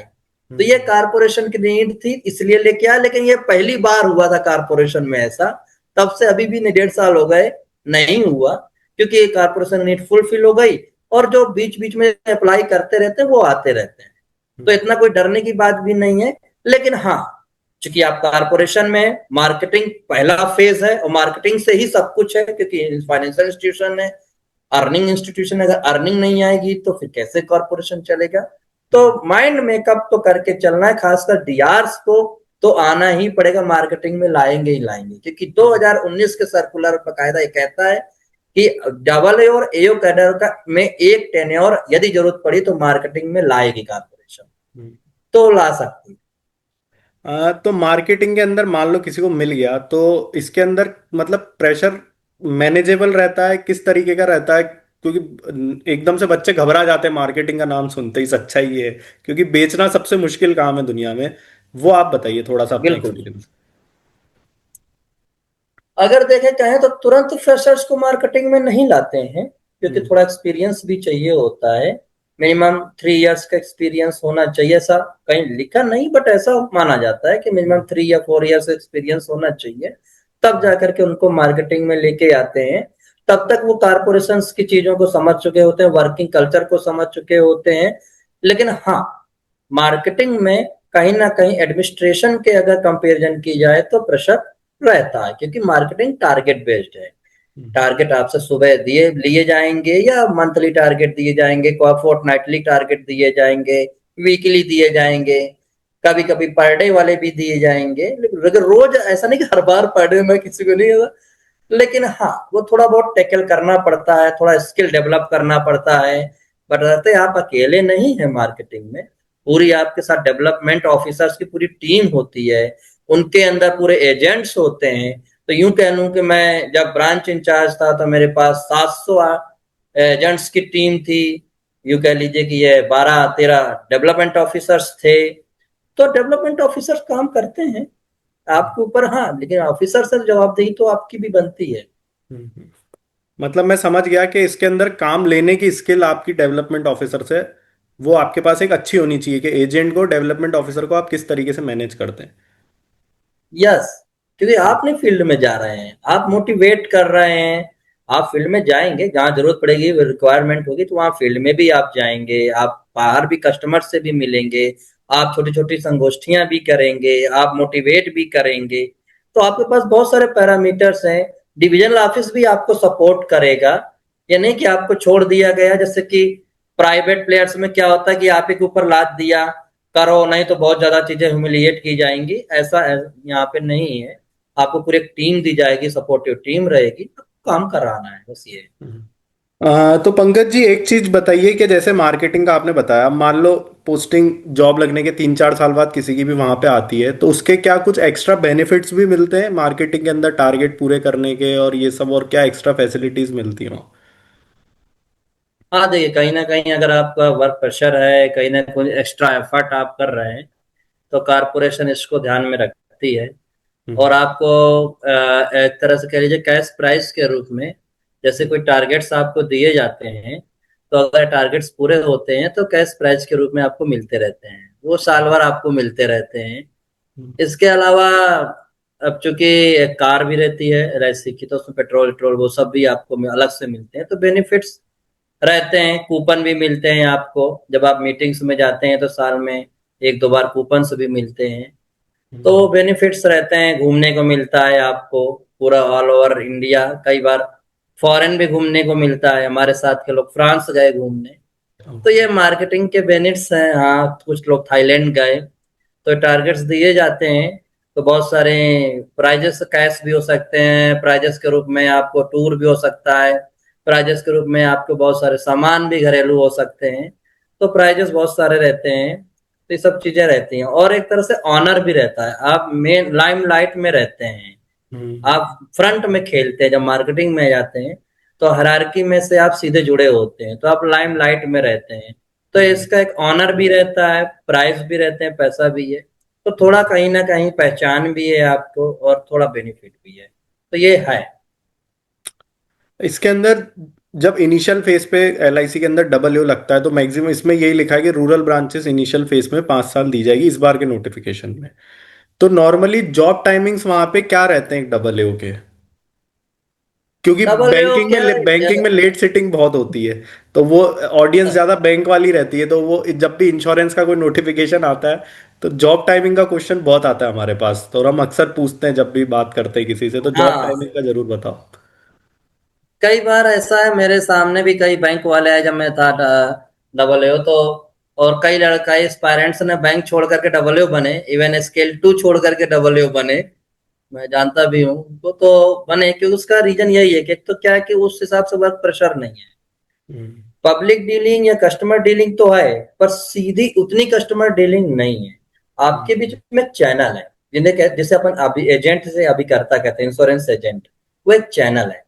सपोज है कि अगर एक साइकोलॉजिकली प्रेशर कह लें बात, तो मैं एक टेबल, एक स्केल 1 बैंक पीओ की है या स्केल 2 की है, और एक डबल ओ की अगर है, तो डबल ओ क्या करता है कि एजेंट को 2-4 कस्टमर भी हो सकते हैं, 2-4 एजेंट भी हो सकते हैं। एक एजेंट कम से कम 8-10 कस्टमर से काम लेके खड़ा होता है। हम्म। और एजेंट चूंकि आपका भी होता है, आपके पास समय कम है, तो आपने 4 काम उससे कर दिए, 4 बजे तू कल आ जाना, क्योंकि उससे रोज आना है। हम्म। कस्टमर ऐसा नहीं। कस्टमर अगर 10 हैं तो 10 के 10 आपके सामने खड़े होंगे, या 12 होंगे, 15 होंगे, 20 होंगे, और उनको सबको आज ही काम कराना है, अभी काम कराना है। तो ये हम्म। साइकोलॉजिकल प्रेशर ज्यादा रहता है, हम्म। मेंटल प्रेशर भी रहता है। तो इसका फर्क आता है डबल ओ में। वर्क टाइमिंग रही तो वर्क टाइम वही जो कारपोरेशन की है, 10 से 5:30। हम्म। थोड़ा बहुत जो लेट टाइमिंग है, यदि कभी कह लीजिए कि 15 है, 15 तारीख है, फोर्टनाइट क्लोजिंग है, या मंथ एंड क्लोजिंग है, या मंडे है, ये जैसे कि LIC में भी कई बार ब्रांच ऑफ कलेक्शन, जैसे हम कोई एक बिग डे मनाते हैं कि आज इतने पॉलिसी चाहिए पर्टिकुलर ब्रांच में, तो उस दिन हो सकता है कि लेट सिटिंग हो जाए। पर जनरली बैंकों का मैं देखता हूँ, मैं हम अपना ब्रांच बंद करके जाते थे। मेरे जो टाई अप होता है LIC का बैंकिंग से, PNB से, कईयों से, इंडियन बैंक से था, तो मैं ब्रांच बंद करके चलाता था। मैंने कहा मैं तो बाजार जा रहा हूँ, देखा तुम्हारी ब्रांच खुली तो मैं तुमसे यार चाय पी लूं। तो कहते थे, तो वो कहते थे अरे सर आप क्यों चढ़ा रहे हो हमको, हमें तो अभी 8 बजे तक, 8:30 9 बजे तक बैठना है। तो ये तो बैंकों में तो लेट सिटिंग जनरली ज्यादा है, LIC में कभी कभार, जनरली नहीं है। वो मैं समझ गया, कभी हाँ कभी हाँ, एक्सेप्शनल डे किसी दिन होगा तो आपको वो लेट दैट, सीटिंग। ये है। हाँ अगर मार्केटिंग विंग हम्म मैनेजर है, ब्रांच इंचार्ज है, या ABMS है, या BM सेल्स है, ब्रांच मार्केटिंग सेल्स है, तो एडमिन के कंपैरिजन में थोड़ा अधिक हो सकता है, आधा पौन घंटा अधिक हो सकता है। जैसे एडमिन अपना 6 बजे तक निकल गया, सपोज दैट डबल 6 बजे तक निकल गए, तो मार्केटिंग वाले हो सकते हैं कि 6:30 तक निकले, क्योंकि हम्म उनका क्या फील्ड और ऑफिस दोनों का जॉब रहता है। तो हम्म कभी कभार वो बाहर से फील्ड वील्ड से आए, फिर थोड़ा बैठे, थोड़ा काम किए, निपट गया, ऐसा। कभी कभी वो जल्दी भी चले जाते हैं, उनका हम्म चूंकि ऐसा नहीं है कि उनको 10 से 5 या 10 से 5:30 सेटिंग करनी है, हम्म तो ठीक है, ज्यादा इतना लेट सिटिंग का कल्चर नहीं है। हम्म। ये लेट सेटिंग का थोड़ा और डिटेल में जानना चाहूंगा। जैसे बैंकिंग में क्या होता है कि क्लेरिकल तो टाइम से निकल जाता है, जैसे 5:30 क्लोजिंग है तो क्लेरिकल स्टाफ 80% टाइम पे निकल जाता है। पीओ होता है तो वो 6:30 तक निकलता है, जो मैं मेजोरिटी आपको बता रहा हूँ, 6:30 7 बजे तक निकलता है। किसी किसी दिन 8 9 भी बचती है, ऐसा नहीं है नहीं बचती। और मैनेजर जो होता है वो पीओ के निकलने के बाद फिर मैनेजर निकलता है। कुछ एक जगह ऐसी भी होती है जहाँ पे पीओ और मैनेजर साथ में निकलते हैं क्लर्क निकलने के 1 घंटे के बाद, अगर किसी की किस्मत बहुत अच्छी है उसको ब्रांच ऐसी मिल गई, सो बात अलग है। तो LIC के अंदर क्या हायरार्की के हिसाब से ब्रांच बंद होती है, या जैसे सबका एक ही है कि भाई हाँ ये क्लोजिंग हो गई अब अपन निकल जाते हैं यहाँ?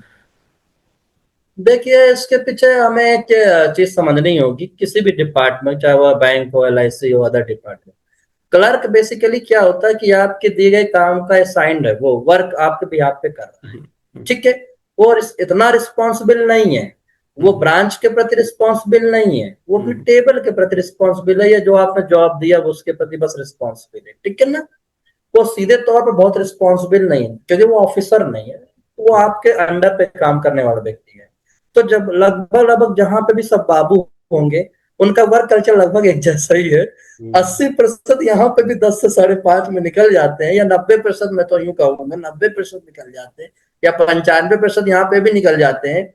5% वही रहते हैं जब जिनको आप रोकते हैं कि यार रुक जाओ, आज बिग डे है, थोड़ा सा सपोर्ट कर दो, या आज फोर्टनाइट डे है, या आज मंथ एंड है। आप जब डिमांड करेंगे या कहेंगे तो वो रुक जाते हैं।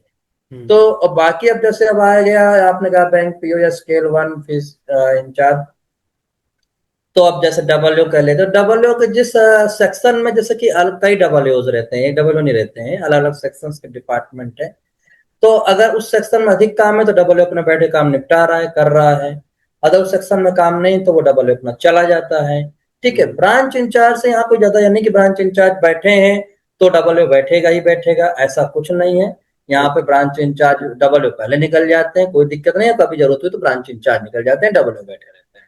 हम्म ऐसा कुछ नहीं है कि इंचार्ज बैठा है तो डबल बैठे रहे, ऐसा कुछ भी नहीं है। हाँ असिस्टेंट ब्रांच मैनेजर जरूर बैठे रहते हैं, हम्म क्योंकि वो मार्केटिंग विंग है पूरी, तो उनको कुछ पूछना करना है मार्केटिंग से, तो वो थोड़ा सा कल की स्ट्रेटजी क्या होगी, कल कैसे बीमा आएगा, कल कैसे क्या करना है, तो वो कल स्ट्रेटजी अगले हफ्ते क्या होगी, तो वो बैठ के अपना दोनों डिस्कस करते हैं। तो असिस्टेंट ब्रांच मैनेजर हो सकता है बैठा रहे उनके साथ, लेकिन वो भी अगर उनको जाना है तो पूछ के चले जा सकते हैं, ऐसा कुछ नहीं। हम्म तो बहुत ज्यादा लेट सेटिंग का ऐसा हायरार्की नहीं है ना। इसने आप में प्रमोशन का शुरू में बताया था, तो उसको थोड़ा सा मुझे और क्लियर करना है कि मतलब LIC में सीनियोरिटी बेस पे AA के बाद आपका प्रमोशन होता है, और असिस्टेंट के अंदर आपने बताया था 3 एग्जाम होते हैं, वो क्लियर करने के बाद उनका अलग से एक वर्टिकल निकलता है, LIC निकालता है, उसमें फिर वो जो जिसका ऊपर आता है उसका AA में चांस बनता है। तो रिटन और बिल्कुल। इंटरव्यू बिल्कुल नहीं रहता इसमें, अलग से कोई प्रमोशन का एग्जाम में नहीं रहता है, वो सीनियरिटी बेस पे ही होते हैं सर। आ, अगर मैं और आगे जाऊं तो जब हमारा डिविजनल मैनेजर से सीनियर डिविजनल मैनेजर बनते हैं, हाँ। डिविजनल मैनेजर तक कोई रिटर्न नहीं, कोई इंटरव्यू नहीं, केवल सीनियरिटी बेस रहता है। Double S AO, administrative officer, assistant divisional manager, फिर इसके बाद डिविजनल मैनेजर। यहाँ तक तो आप सीनियरिटी बेसिस से पहुंच जाते हैं। इसके बाद जब सीनियर डिविजनल मैनेजर बनते हैं तब फिर आपको इंटरव्यू आपसे लिया जाता है कि आप उस, क्योंकि अब आपका हायर मैनेजमेंट शुरू होता है। तो फिर आपकी कैपेबिलिटी, स्किल्स, कुछ और सारी चीजें, मैनेजमेंट चीज से रिलेटेड चीजें वो देखी जाती है। वहां फिर इंटरव्यू शुरू होते इंटरव्यू शुरू होते हैं। हैं, रिटर्न नहीं इसमें होता। रिटर्न नहीं होता। और एलआईसी के अंदर डबल एओ को जैसे लीज फैसिलिटी मिलती होगी, मुझे जहां तक ध्यान है कि लीज फैसिलिटी एलआईसी को डबल एओ को मिलती है। और इसमें क्या एलआईसी के क्वार्टर्स भी रहते हैं, जैसे बैंकिंग में रहता है भाई बड़े शहरों के अंदर क्वार्टर्स मिल जाते हैं अमूमन। तो ये फैसिलिटी क्या रहती है एलआईसी की, किस तरीके से? ये फैसिलिटीज तो हम ये कहेंगे कि हम बैंक वालों से बहुत ज्यादा खुश नसीब है। कई बार बैंक वाले ये कहते हैं कि अरे सर, बैंक में बहुत बड़ी कमी है। हमारे यहाँ छोटे से शहर में भी खुद के एलआईसी के स्टाफ क्वार्टर्स हैं। और स्टाफ क्वार्टर्स आप देखेंगे तो लगे कोई पीसीएस अधिकारी के हैं। ओह। बकायदा पूरी बाउंड्री रहेगी, 24 घंटे गनमैन रहेगा, पूरी हम्म वो विसल मारता होगा। आपको हम्म पीछे पे स्टाफ क्वार्टर मिलेंगे तो बिल्कुल आपको लगेगा नहीं यार, यहाँ पे एक्चुअल ऑफिसर रह रहा है, जैसे स्टेट का ऑफिसर नहीं रहता है, हाँ हाँ हाँ उसके हाँ। स्टेट ऑफिसर्स की फीलिंग आएगी। अगर कोई हम्म डबल या ब्रांच इंचार्ज एबीएम अगर अपना ऑफिसर स्टाफ क्वार्टर में रह रहा हो तो हम्म कोई स्टेट ऑफिसर्स को बुलाएगा तो बिल्कुल लगेगा नहीं, like behave as a officer, officer जैसा हम्म लगेगा। छोटे हम्म छोटे शहरों में भी ऐसे ही खुद के स्टाफ क्वार्टर है। और हम्म बिल्कुल अच्छे स्टाफ क्वार्टर, यूं नहीं कि ऐसे ही चल फर्श पड़ी है, नहीं। पूरा मार्बल है, पूरा टाइल्स है, 3 3 लेट बाथ मिलेंगे, 3 BHK का मिलेगा, ड्राइंग रूम मिलेगा बड़ा सा। और बकायदा आगे खेलने कूदने का भी रहेगा, गाड़ी खड़ी करने की अलग जगह पार्किंग देगी। और हम्म गनमैन तो रहेंगे ही सुरक्षा के लिहाज से, 24 घंटे बकायदा चारों तरफ से बाउंड्री होगी। तो हम्म ये हर जगह लगभग 90% रहता है, मिलता है। हम्म। और जैसे कई स्टाफ बार को अगर क्वार्टर्स क्वार्टर्स मान लो फुल हैं, कई बार ऐसा मतलब मुझे नहीं ध्यान एलआईसी ये में क्या, होता है, तो वो फिर उसमें फिर लीज देता है एलआईसी? उसमें फिर लाइसेंस से लीज करा लीजिए। हम्म। लीज की सुविधा है फिर उसमें। हम्म। एक चीज थोड़ी सी हटके पूछनी थी कि प्राइवेटाइजेशन का फियर जो है वो काफी बनाया जा रहा है पिछले मतलब 10-12 साल में, तो काफी ज्यादा है कि प्राइवेटाइजेशन होगा, प्राइवेट। ये केवल एलआईसी का नहीं है, ये बैंकिंग के अंदर भी है, जितने भी पीएसयूज है उन सबका रहता है। तो बच्चों को अप्लाई करते हुए काफी डर भी बना रहता है मन में। हम काफी बच्चों को समझाते हैं कि देखो 19 के बैच में जिन्होंने ज्वाइन किया उस वक्त भी ये बोला जा रहा था, वो आज 6-6 साल हो गए उनको ज्वाइन करते, 23 वालों ने भी कर लिया। तो ये प्राइवेटाइजेशन का जो फियर है इसमें कितने परसेंट सच्चाई है? देखिए, क्योंकि क्या एलआईसी और एसबीआई दोनों गठन पार्लियामेंट से हुआ है, हम्म। ठीक है। और बैंकिंग का राष्ट्रीयकरण हुआ है, पार्लियामेंट से गठन नहीं हुआ। दोनों हाँ। में बहुत बड़ा डिफरेंस है। आप हम्म पढ़ेंगे, इंदिरा गांधी के समय राष्ट्रीयकरण हुआ था बैंकों का, हम्म प्राइवेट बैंक राष्ट्रीयकृत में आ गए थे। तो उसमें तो क्या है कि प्राइवेटाइजेशन में सीधे एलआईसी क्या करेगी, एक लेटर इशू करती है, वो सॉरी, गवर्नमेंट लेटर इशू करती है और अपना राष्ट्रीयकरण खींच लेती है, प्राइवेट कर दिया। हम्म बट एसबीआई नहीं हो सकता, ना एलआईसी हो सकती, उसे पार्लियामेंट संशोधन करना पड़ेगा, जो हम्म। पॉसिबल फिलहाल नामुमकिन है। फिलहाल। ठीक है। दूसरी बात, क्योंकि क्या होता है कि किसी भी ऑर्गेनाइजेशन के स्ट्रेंथ या फाइनेंशियल स्ट्रेंथ चाहिए तो कहीं ना कहीं इसको मार्केट में उसकी वैल्यू को आंकनी पड़ेगी, कागजों की सब मार्केट में भी आंकनी पड़ेगी। Hmm SBI, state bank of India का अगर देखा जाए तो शायद 51% स्टेक है गवर्नमेंट का, इसके नीचे हम्म नहीं जा सकते क्योंकि गवर्नमेंट हम्म का वो हट जाएगा। हम्म 49% डायल्यूट है, ठीक है, डिस इन्वेस्टमेंट जिसे हम कहते हैं। तो उसी के तहत एलआईसी को भी सेबी से अटैच किया गया कि इसकी मार्केट स्ट्रेंथ देखी जाए। हम्म तो उस स्ट्रेंथ में उसको 3.5% अभी डिस इन्वेस्टमेंट किया गया है। तो ये कतई नहीं कि एलआईसी प्राइवेट हो जाएगी। जब मैंने बता दिया कि एसबीआई 49% तक डिस इन्वेस्टमेंट हो गई, आज भी देश का सबसे बड़ा सरकारी बैंक है, तो फिर एलआईसी तो 97.5 है, हम्म 96.5 है। तो वो कैसे डिस हो सकती है? और ये सर पार्लियामेंट से है, भारत के उससे बने हुए संसद से है, गठित है, तो इसमें कोई वो नहीं है। वो भ्रम है केवल, बस। हम भी जब शुरू शुरू में अपने ही एक वाक्य ले लेता हूँ। मेरा शुरू में क्या हुआ कि बैंक में क्लर्क में हुआ, इलाहाबाद यूपी ग्रामीण बैंक, मेरे चाचा थे ब्रांच मैनेजर, तो मैंने भरा तो उसमें बैंक क्लर्क में हुआ। और इसके अलावा मेरा हुआ जूनियर में, तो बीएड किया था, जूनियर की वैकेंसीज निकली थी तो डायरेक्ट जूनियर से मेरे होम डिस्ट्रिक्ट बांदा में हो गया था।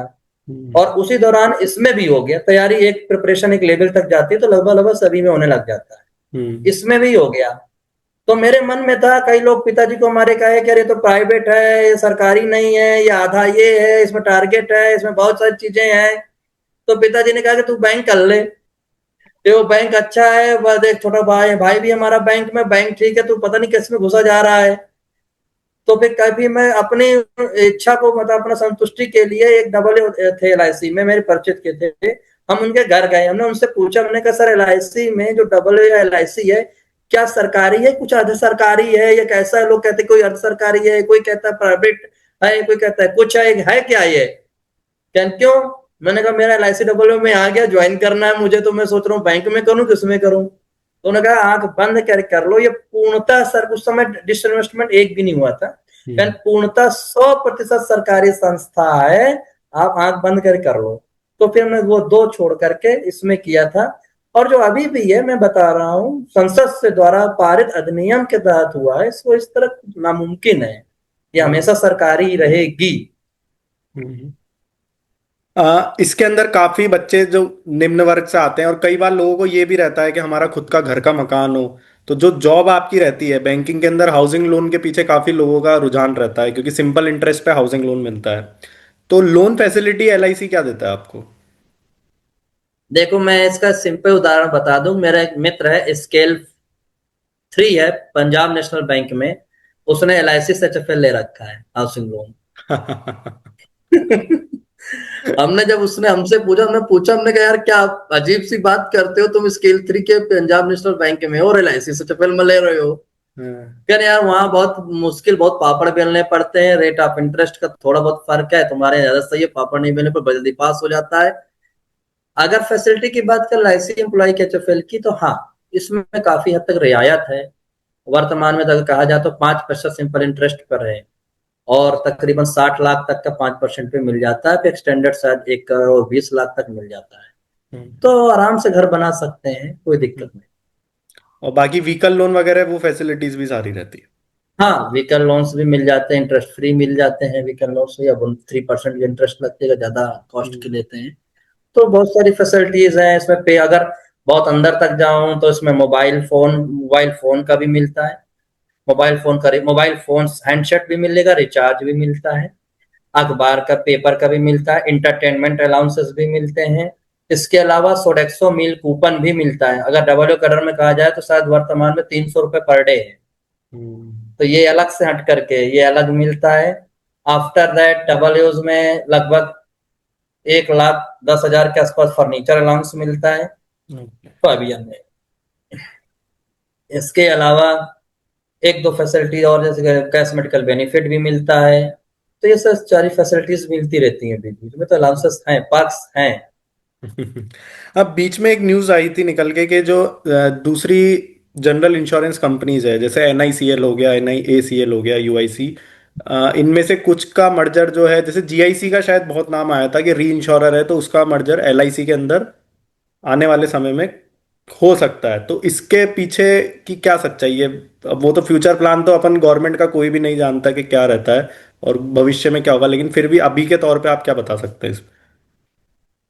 देखिए ये तो चूंकि एज ए कारपोरेशन की बात करें तो फिलहाल कारपोरेशन ने चूंकि हेल्थ इंश्योरेंस में उतरने का भरोसा वो लिया है, मेडिक्लेम पॉलिसी लाने का, कि हम हम्म। किसी एक को हायर करेंगे किसी कंपनी को और मेडिक्लेम पॉलिसी लाएंगे।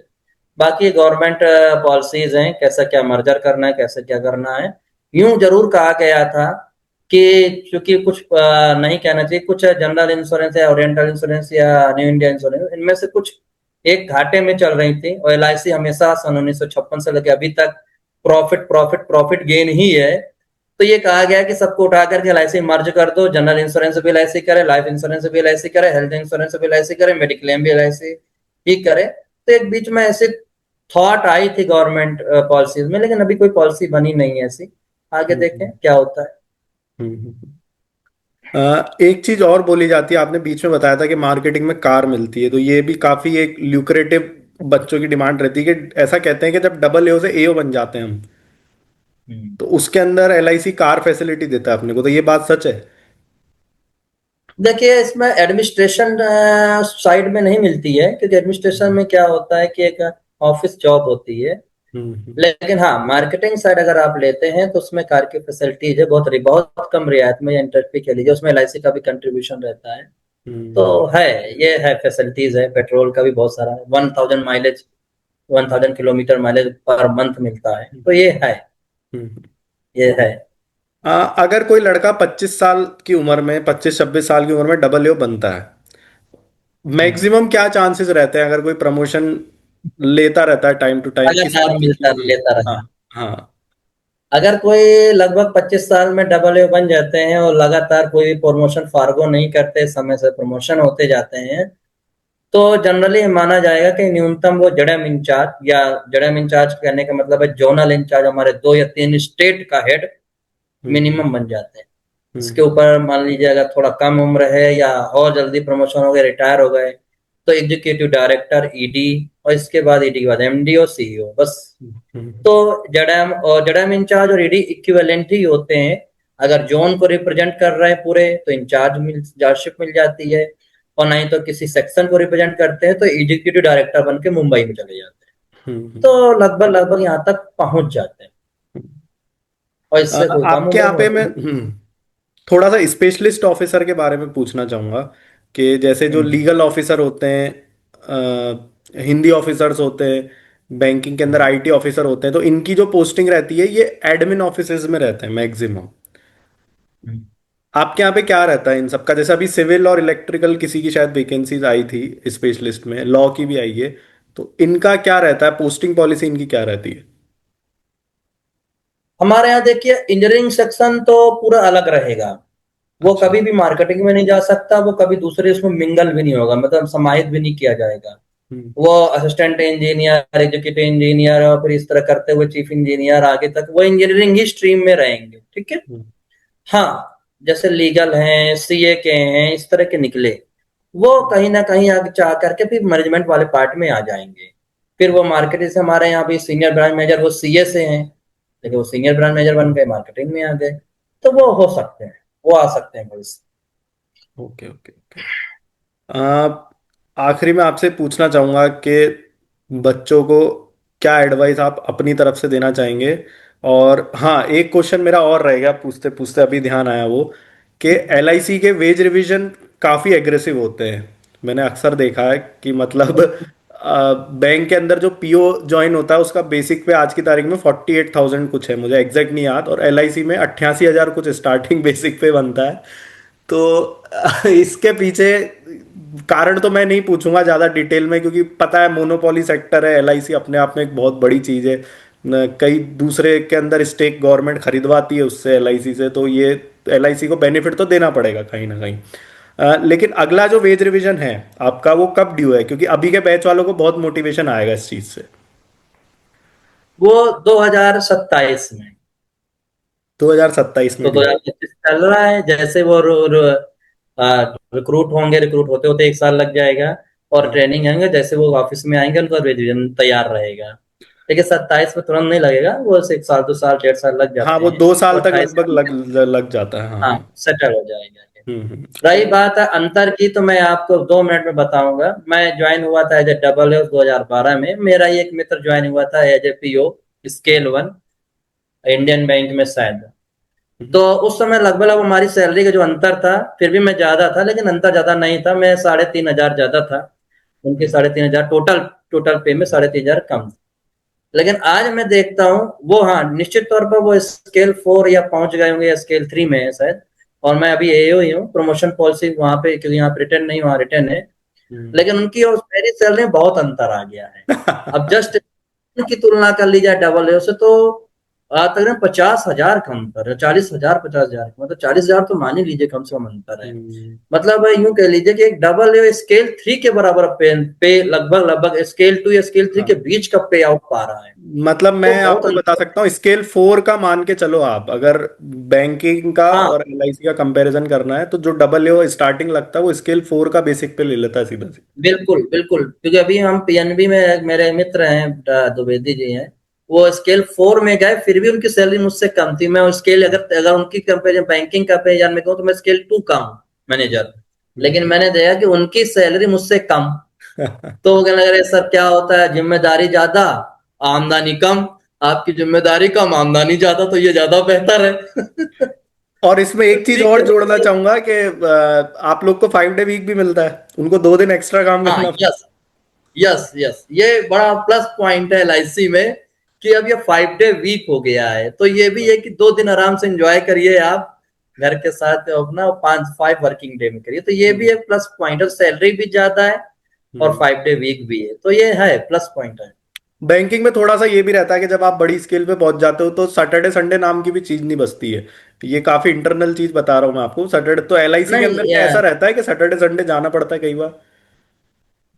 देखिए, इसमें मैं कहूंगा कि अगर एडमिन साइड में आप हैं हम्म तो ज्यादा एप्लीकेबल नहीं है, आपको 5 डे वीक ही आप रहेगा, 2 डे एंजॉय करिए अपना। लेकिन अगर मार्केटिंग विंग में है तो आपको सैटरडे थोड़ा देना पड़ सकता है, संडे भी कभी कभार देना पड़ सकता है, जैसे मीटिंग्स हुई, हम्म क्योंकि मार्केटिंग से मीटिंग कभी भी रखी जा सकती है, कभी भी जरूरत हो सकती है तो वो मीटिंग रख दी जाती है, या फील्ड वर्क दे दिया जाता है, या फील्ड वर्क आपको लेना पड़ जाता है। तो थोड़ा है, थोड़ा अंतर तो है, लेकिन उतना नहीं है, लेकिन है। एक फाइनल एडवाइस आप अपनी तरफ से क्या देना चाहेंगे कि बच्चों को क्यों एलआईसी ज्वाइन करना चाहिए? देखिए, अगर मैं मानूं, मैं कहूं तो क्या है कि जैसे हमने तैयारी की तो मेरा एक बेसिक था कि जैसे मैं घर में देखता था कि फाइनेंशियल इंस्टीट्यूट बैंक में मेरे चाचा थे, लेकिन मैं एसएससी की तैयारी करता था। मुझे हम्म एसएससी में जाना होता था, मैं ग्रेड 2 ऑफिसर बनेंगे एसएससी में तो बढ़िया, अच्छा रहेगा, या कोई कस्टम ऑफिसर या इनकम टैक्स ऑफिसर। तो मैं एक्चुअल तैयारी उसी की कर रहा था, 2-3 बार मैं इंटरव्यू भी दिया, फाइनल मेरिट जरूर बाहर हुए। तो अगर सिर्फ मैं अगर एसएससी की कंपेरिजन करूं तो वैसे तो आप क्लास 1 ऑफिसर हैं कारपोरेशन में, बकायदा नोटिफिकेशन भी हाल फिलहाल जारी हुआ कि आपको क्लास 1 ऑफिसर ट्रीट किया जाएगा सेंट्रल गवर्नमेंट के इक्विवेलेंट। ठीक है, हम्म केवल कुछ पोस्ट छोड़ दी जाए, पीसीएस रैंक छोड़ दी जाए, पीसीएस सिविल छोड़ दी जाए, और कहीं ना कहीं एसएससी की अगर तुलना की जाए तो इक्विवेलेंट रहेगा बस, लेकिन जॉब प्रोफाइल दोनों का अलग है। ठीक है, और आरबीआई का ग्रेड 2 ऑफिसर उसको थोड़ा छोड़ दिया जाए तो बाकी सभी सर्विसों से बहुत बेहतर। हम्म मैं एसएससी को थोड़ा इक्विवेलेंट कर लूंगा, अगर एसएससी ग्रेजुएट लेवल को तो इसको इक्विवेलेंट कर लूंगा, हम्म। हाँ, लेकिन एसएससी बाकी में तो थोड़ा सा ये रहता है कि पोस्ट का एक थोड़ा सा वो रहता है ना कि हाँ फुली चार्म गवर्नमेंट है। रहता है, हाँ, वो क्योंकि चार्म। जैसे कहता मैं कस्टम ऑफिसर हूँ या एग्जामिनर हूँ या इनकम टैक्स ऑफिसर हूँ, तो हम्म थोड़ा पोस्ट का चार्म तो रहता है। हम्म बशर्ते उनके जो पे आउट्स है कम है हमारे पे आउट्स से, हम्म। मैं उनका आपको जो एक चीज बेस। बताना चाहूंगा। मैं आपको एक चीज बताना चाहूंगा इस बात पे। हम लोग तो काफी वीडियोस बनाते हैं एलआईसी के अलावा, आरबीआई के भी वीडियोस बनाते हैं। हमने आरबीआई के भी इंटरव्यूज काफी डाले हैं। एट प्रेजेंट अगर हम देखें तो आरबीआई के अंदर ग्रेड बी मैनेजर होता है। वहां पे ग्रेड बिल्कुल। ए को वो लोग ऑफिसर बोलते हैं, बी उनका मैनेजर होता है। आरबीआई ग्रेड बी की अभी वेज रिवीजन होने के बाद उनका बेसिक पे 78,000 है। और उसमें ड्रॉबैक सबसे बड़ा ये रहता है, वो लोग काफी एक टाइम बाद परेशान हो जाते हैं कि उनको 70% टेन्योर मुंबई गुजारना पड़ता है। यस, तो उतने पैसे मेरा में। मित्र है, हाँ। मेरा मित्र है आरबीआई ग्रेड 2 में, पहले वो एलआईसी में था, एलआईसी से चूंकि उसको बाहर भेज दिया गया था, तो 5 ईयर जोन वाला बाहर, उसका हम्म अकेला था, घर में जरूरत थी, तो वो वहां एलआईसी छोड़ के एसबीआई में आया, फिर एसबीआई छोड़ के आरबीआई में चला गया। तो हम्म वो यही कहता है कि या तो मैं वेस्टर्न में मुंबई में जाओ, या तो जयपुर। मुंबई सबसे ज्यादा है, तो क्या मुंबई में ही अधिकांश समय बिताना पड़ता है, तो ये ड्रॉबैक है। हाँ, क्योंकि वहां पे खर्चा भी उसी यहाँ हिसाब पे से होता है। हम्म यहाँ पैसा नहीं है। रेलवे की भी हम तुलना करते हैं, कई सारे हम्म हमारे फ्रेंड रेलवे में भी हैं, तो मैं हम्म उनकी परेशानी देखता हूँ कि उनका अगर एक बार जोन हो गया तो वो जिंदगी जोन रहते हैं, नहीं तो अगर दूसरे जोन पहुंचे, दूसरे डिवीजन की पूरी सीनियरिटी चली, लैब्स कोलैप्स रहती है, जीरो पे फिर स्टार्ट होती है। हम्म। एलआईसी में जहां से आप छोड़ेंगे वही सीनियरिटी रहेगी, और 3 साल बाद कहीं पे भी आप ट्रांसफर ले लीजिए, बिल्कुल मिल जाता है, तो बिल्कुल मिल जाता है 3 साल। मतलब बहुत सारे पॉजिटिव है, कोई मिड डे वीक भी है। कोई राजनीतिक हस्तक्षेप नहीं है। अदर डिपार्ट स्टेट गवर्नमेंट कह लीजिए या सेंट्रल गवर्नमेंट, थोड़ा बहुत तो पॉलिटिकल प्रेशर भी है। Hmm there is no any political pressure, कोई पॉलिटिकल प्रेशर नहीं है। अच्छी खासी सारी सैलरी है, हम्म ट्रांसफर पोस्टिंग भी काफी हद तक सही है। तो hmm L I C W much better than other equivalent to services. Hmm. बहुत बहुत धन्यवाद पंकज जी, बहुत मज़ा आया आपके साथ बात करके, क्योंकि एलआईसी का हमको इतना एक्सपीरियंस वालों से सुनने का पहली बार मौका मिला है। एलआईसी के बारे में इतना गौर, काफ़ी उत्सुकता रहती थी हम भी जब एलआईसी के ऑफिस से निकलते थे बाहर से, या किसी का सुनते थे कि यार वो एलआईसी के अंदर जॉब करता है, उसका ये है। क्योंकि सैलरी स्लिप देख के काफ़ी मन में लालच आ जाता था देख के, कि मैं भी ऐसे लोगों को जानता हूँ जो एसबीआई के अंदर अभी मैनेजर हैं, और वो एलआईसी के अंदर डबल एओ, कईयों को एज रिलैक्सेशन वगैरह मिलते हैं, वो डबल एओ के लिए अप्लाई कर रहे हैं। तो मेरी उनसे बात होती तो मैं यही कहता हूँ भाई यहाँ क्यों आ रहे हो, तो उन्होंने कहा भाई हम लोग अभी भी काफ़ी पीछे हैं, एलआईसी बहुत अच्छा ऑर्गेनाइजेशन है और इसके अंदर बिल्कुल अप्लाई करना चाहिए। बहुत बहुत धन्यवाद पंकज जी आपका। जी जी, बिल्कुल बिल्कुल जैन जी, आपको भी बहुत बहुत शुक्रिया। धन्यवाद, थैंक यू।